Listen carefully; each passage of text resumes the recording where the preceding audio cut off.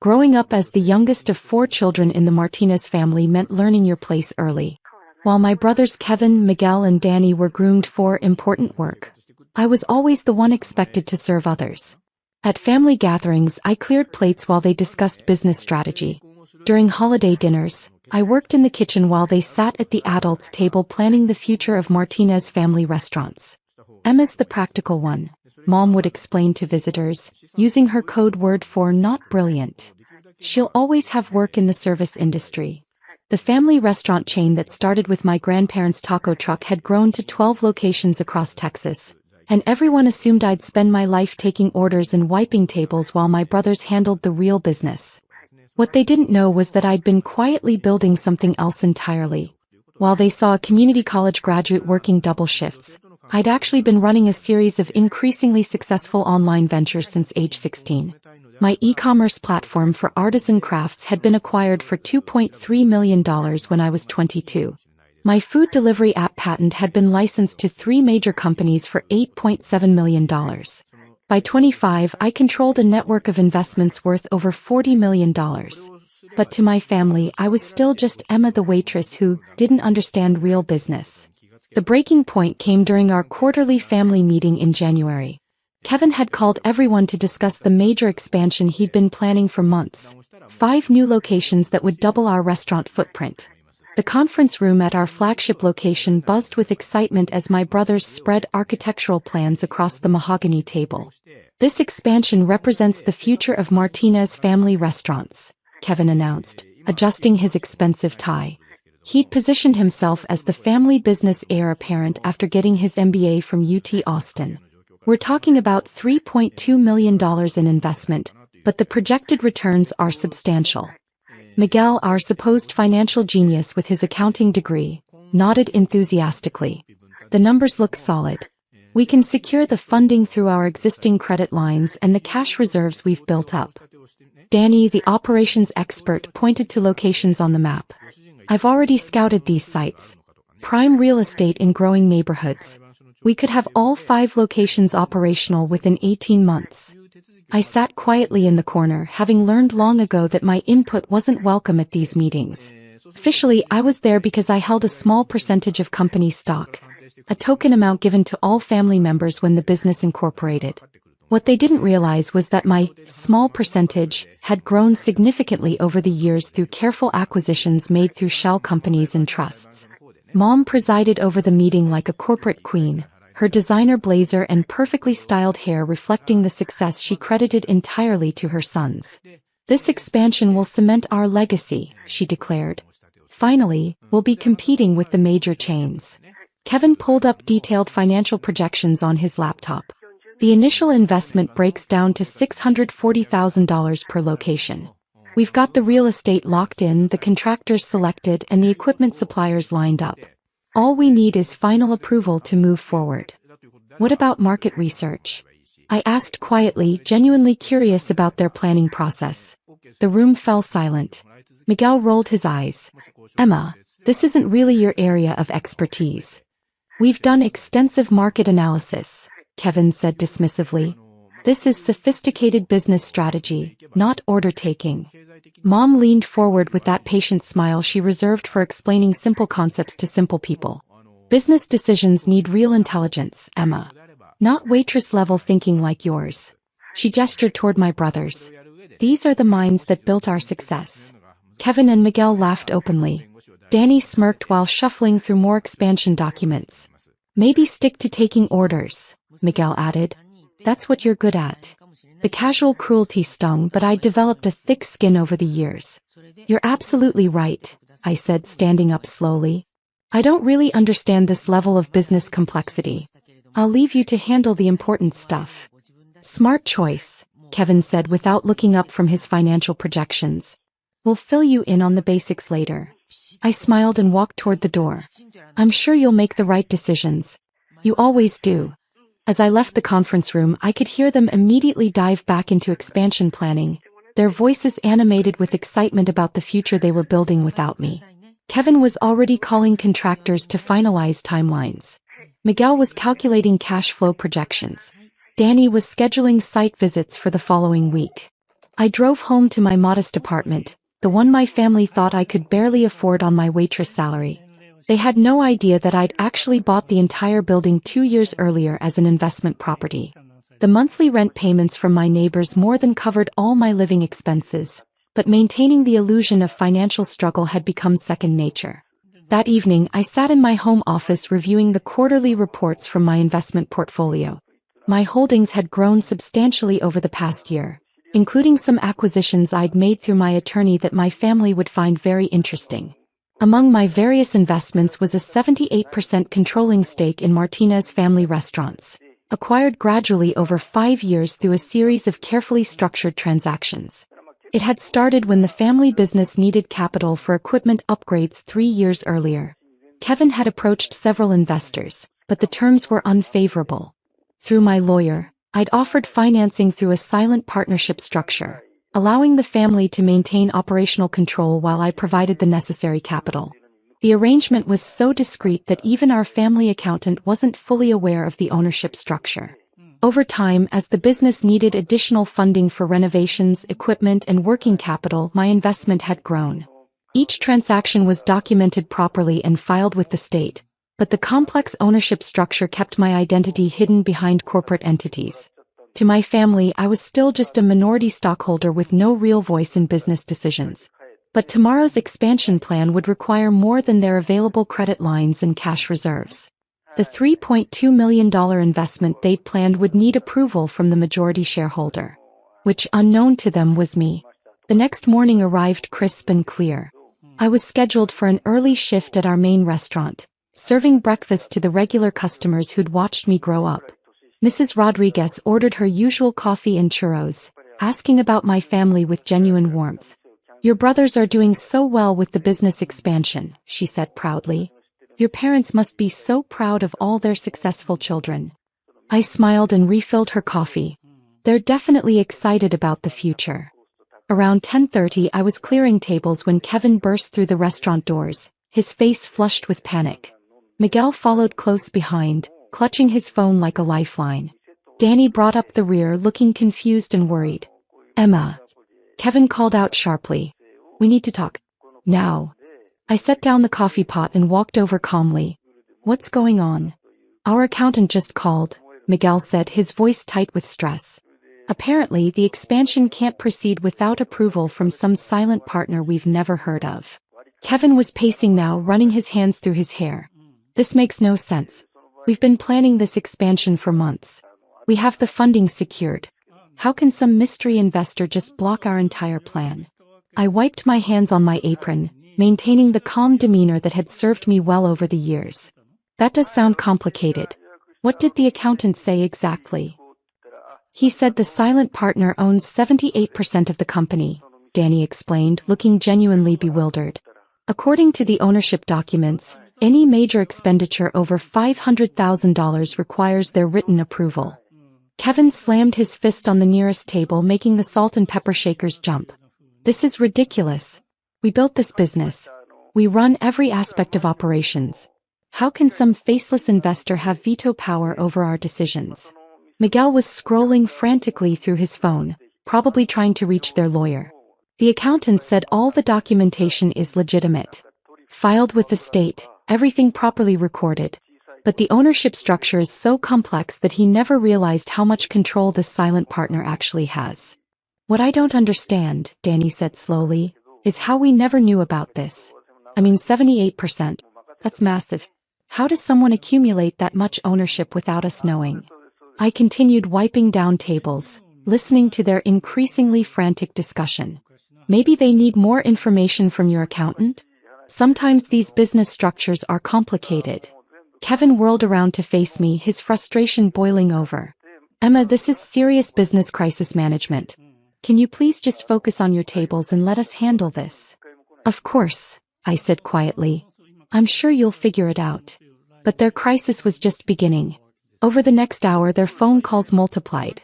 The lawyer confirmed that the ownership structure was legally binding. The bank explained that the loan approval was contingent on majority shareholder consent. The contractors wanted to know if they should proceed with site preparation or put everything on hold. Mom arrived around noon, her usual composed demeanor cracking under pressure. "This is a disaster," she announced, surveying her 3 sons huddled around their phones and laptops. 20 years building this business and some stranger can just shut down our growth? "We're trying to find out who this silent partner is," Kevin explained, his voice strained. "The lawyer says the ownership is held through multiple corporate entities and trusts. It could take days or weeks to trace back to the actual person." Miguel looked up from his laptop. The accountant found some of the original investment documents. "This person has been providing capital for years. Equipment purchases, renovations, working capital loans. Every time we needed funding, they provided it through these shell companies." "Well, obviously we need to contact them immediately," Mom declared. "They need to understand that this expansion is crucial for our family business. We'll explain the situation and get their approval." Danny shook his head. "The lawyer says all communication has to go through their corporate attorneys. We can't just call them directly. Everything has to be formal written requests." I continued my shift, serving lunch customers while my family's panic intensified around me.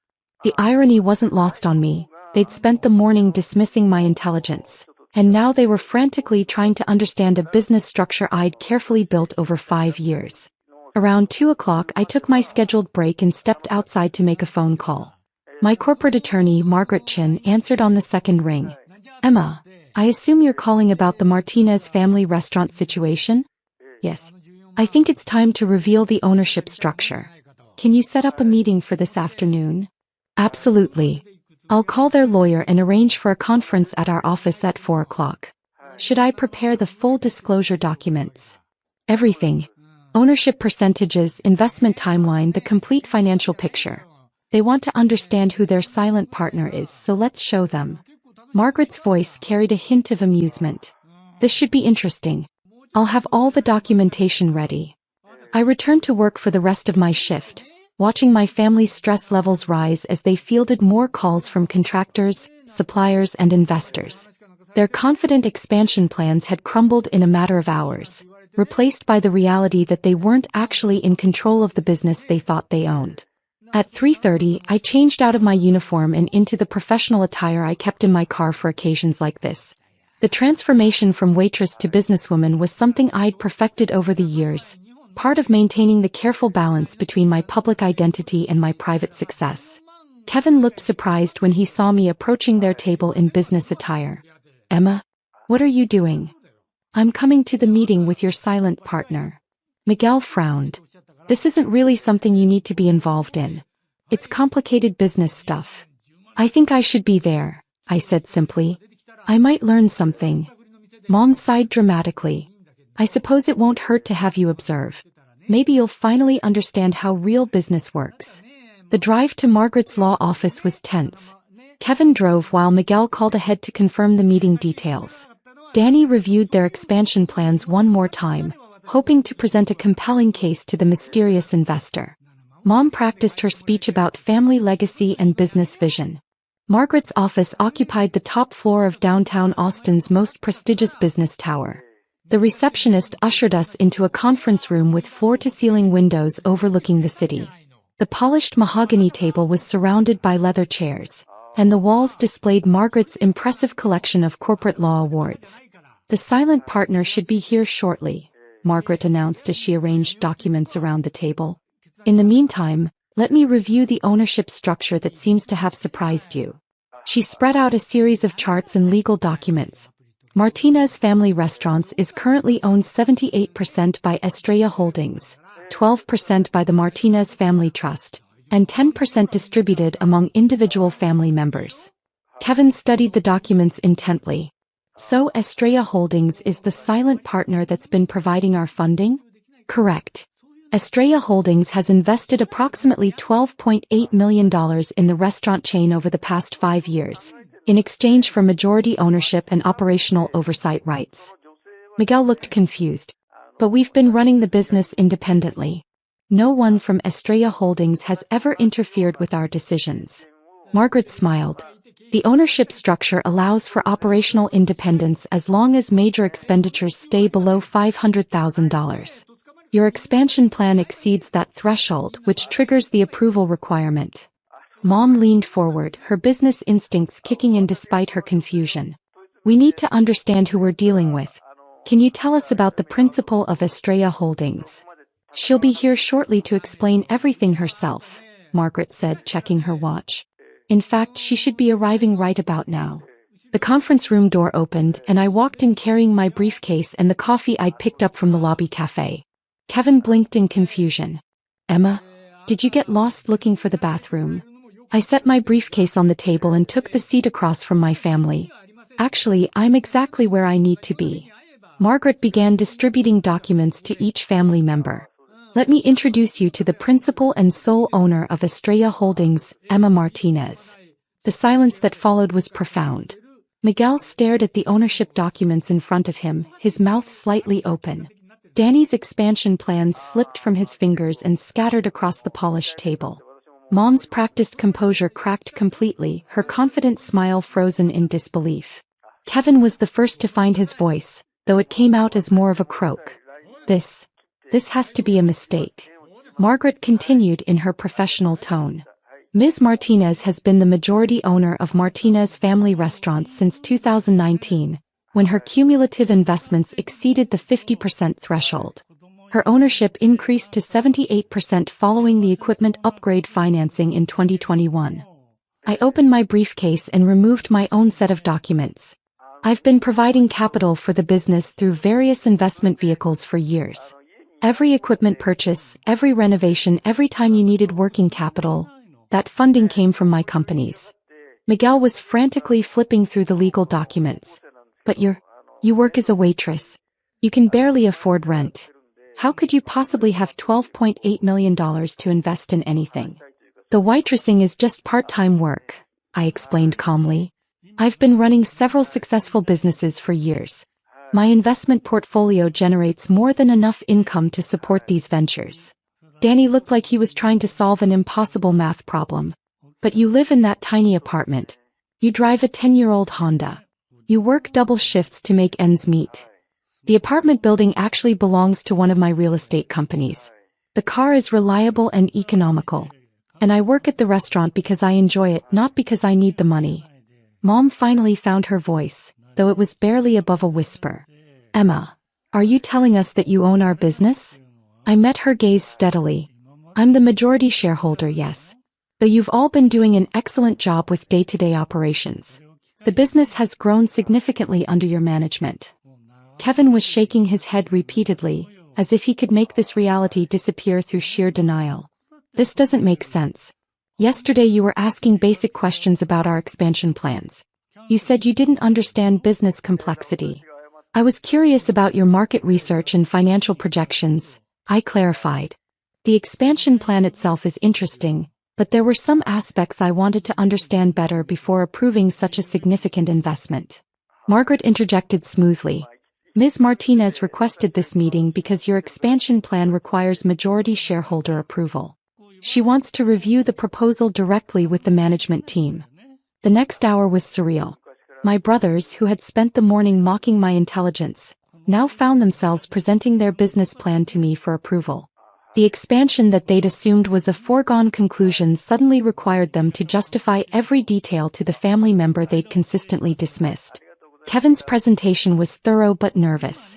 He explained the market analysis, the site selection process, and the projected returns, but his usual confidence had evaporated. Every few minutes, he would glance at me with an expression of confused disbelief. Miguel's financial projections were solid, though he stumbled several times while explaining concepts he'd assumed I wouldn't understand. The revenue forecasts and cash flow analyses that he'd presented so confidently the day before now seemed uncertain under my scrutiny. Danny's operational timeline was detailed and realistic, but he kept pausing to clarify points that yesterday he would have dismissed as too complicated for me to grasp. Throughout their presentation, I asked detailed questions about market saturation, competitive analysis, and risk mitigation strategies. Questions that revealed I understood business complexity far better than they'd ever imagined.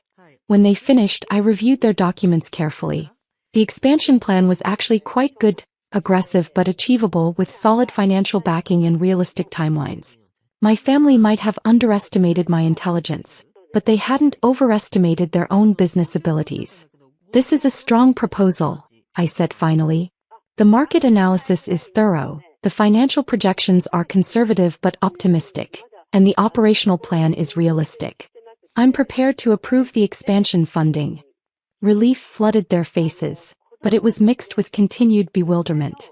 Kevin leaned back in his chair, exhaling slowly. So we can proceed with the expansion? Yes, with some modifications. I want quarterly progress reports directly from the management team. Major supplier contracts should be reviewed by our legal team before signing. And I want to be included in all strategic planning meetings going forward. Mom was still processing the fundamental shift in family dynamics. Emma, why didn't you tell us? Why let us think you were struggling financially? I considered the question carefully, because it allowed me to understand how the business really functioned. If you'd known I was the major investor, would your decision-making process have been different? Would you have been as honest about challenges and opportunities? Miguel was nodding slowly, beginning to understand. You were protecting your investment by staying invisible. Partially, but also protecting the family dynamic. You're all excellent at what you do. Kevin's strategic vision, Miguel's financial management, Danny's operational expertise. The business succeeded because of your abilities, not despite them. Danny looked confused. But why work as a waitress if you didn't need the money? Why let us treat you like the family member who wasn't smart enough for business? I finished. Because it gave me insight into every level of operations. I understand our customer base, our service challenges, our employee concerns. That perspective is valuable for strategic decision-making. Kevin was still struggling with the revelation. I don't understand how you built this kind of wealth without any of us knowing. I pulled out another set of documents from my briefcase. My first successful venture was an e-commerce platform I built in high school. It was acquired for $2.3 million when I was 22. I used that capital to fund additional technology ventures, real estate investments, and eventually the restaurant investments. Margaret added, Ms. Martinez has built a diversified portfolio worth approximately $43 million. The restaurant chain represents about 30% of her total holdings. The room fell silent again as my family absorbed this information. Yesterday's family hierarchy had been completely inverted. The daughter they'd dismissed as lacking intelligence was actually the most financially successful member of the family. The waitress they'd patronized was actually their boss. But the most shocking realization was still coming. Miguel was reviewing the ownership documents again when his expression changed. Emma, according to these dates, you became majority owner in 2019. That's 4 years ago. Yes. Kevin's voice was tight. You've been the controlling shareholder for 4 years and you never said anything? You let us make plans, set strategies, celebrate successes, thinking we were building our own business. I met his gaze directly. You were building your own business. Ownership and management are different things. You've been running operations, making daily decisions, growing the customer base, managing employees. The business succeeds because of your work, not because of my investment. Mom was quiet for a long moment before speaking. But you could have stopped any decision we made. Changed any strategy. Overruled any plan. I could have. But why would I interfere with success? The business has grown substantially under your management. Revenue is up 340% since 2019. Customer satisfaction scores are excellent. Employee turnover is below industry average. You've been doing everything right. Danny was shaking his head in amazement. So when we celebrated hitting $2 million in revenue last year, I was celebrating too. Your success is my success. We're family and we're business partners even if you didn't know it. The meeting concluded with practical arrangements. Margaret would handle the legal documentation for the expansion approval. I would transfer the necessary funding to cover the $3.2 million investment. Kevin, Miguel, and Danny would proceed with their expansion timeline, but with new reporting requirements and strategic oversight. As we gathered our documents and prepared to leave, Mom approached me privately. Emma, I owe you an apology. We all do. The things we said yesterday, the way we've treated you over the years. We were wrong about so many things. I looked at her thoughtfully. You weren't wrong about my abilities. You just didn't have complete information about what I was doing with them. But we should have recognized your intelligence, your business sense, your contributions. Instead, we dismissed you as someone who couldn't understand real business. I smiled, the same calm smile I'd maintained throughout years of family meetings where my input wasn't wanted. The business speaks for itself. We've built something successful together, even if you didn't realize I was part of building it. Kevin approached as we reached the elevators. Emma, I have to ask, why reveal yourself now? You could have stayed silent, approved the expansion through your lawyer, continued being the invisible majority owner. Why change the dynamic? I considered his question as the elevator arrived. Because the expansion represents a new phase for the business. 12 locations growing to 17, potentially 25 within 5 years. That level of growth requires different strategic coordination. It was time for the management team to know who they're really working with. The ride down to the parking garage was quiet, each family member lost in their own thoughts about how fundamentally their understanding of family dynamics had changed in one afternoon. As we reached our cars, Miguel called out, Emma? Tomorrow's staff meeting at the restaurant. Should we tell everyone about the ownership change? I shook my head. Nothing changes for the employees. You're still management, I'm still part-time waitstaff. The only difference is that now you know who signs the bigger checks. Danny laughed, a sound that contained equal parts amazement and relief. This is going to take some getting used to. The expansion approval will be processed tomorrow, I said, getting into my Honda. Congratulations on developing such a solid growth plan. I'm looking forward to seeing it succeed. As I drove home to my modest apartment that I actually owned, I reflected on the day's revelations. Tomorrow I would return to taking orders and serving coffee, but with a fundamental shift in family dynamics.